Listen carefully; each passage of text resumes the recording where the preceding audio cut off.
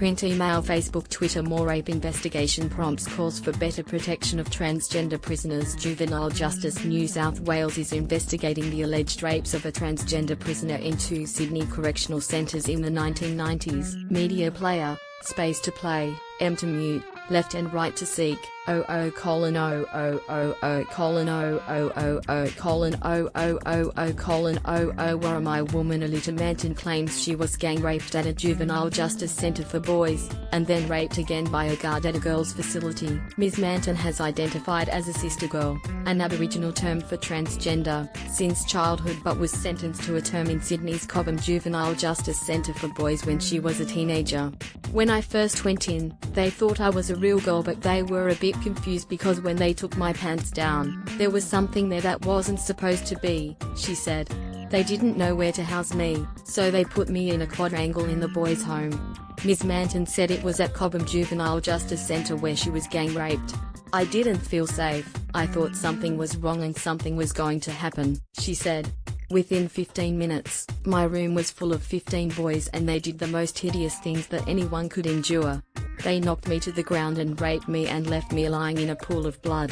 After the alleged attack, Ms Manton's guardian successfully applied to have her transferred to the Yasma Juvenile Justice Centre for Girls.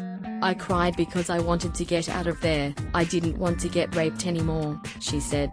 We got to the gates of Yasma and a part of me just cried because for once in my life I knew I was safe. However, Ms Manton said she was also raped at Yasma. She said her rapist was a male guard. He raped me and bashed me and left me lying in the toilet, she said. It was one of the female workers who came down to check on me that raised the alarm. Searching for answers, Ms Manton said she was pressured by prison staff not to report the rapes at the time, but in recent years she had been inspired by the Royal Commission into Institutional Responses to Child Sexual Abuse. If I had one wish that someone was going to grant for me, I wish I could be sat in a room with all of them, the whole lot of them, and ask them why they did it, she said. What possessed them to think they had the right to mess around with a young transgender girl when I was already full of pain and hurt?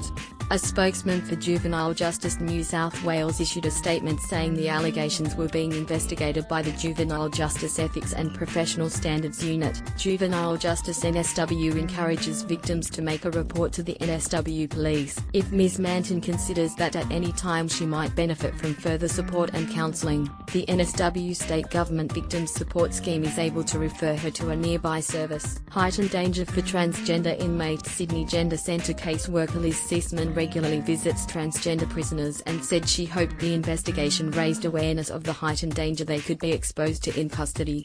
Hopefully Alita gets closure and recognition of what happened to her, but also a recognition that there needs to be more inclusion, support and better pathways of assisting trans people to survive jail.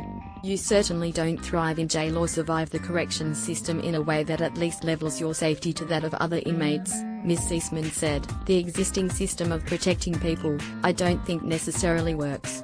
I've visited people in a segregated area and they're socially isolated and actually feel more vulnerable.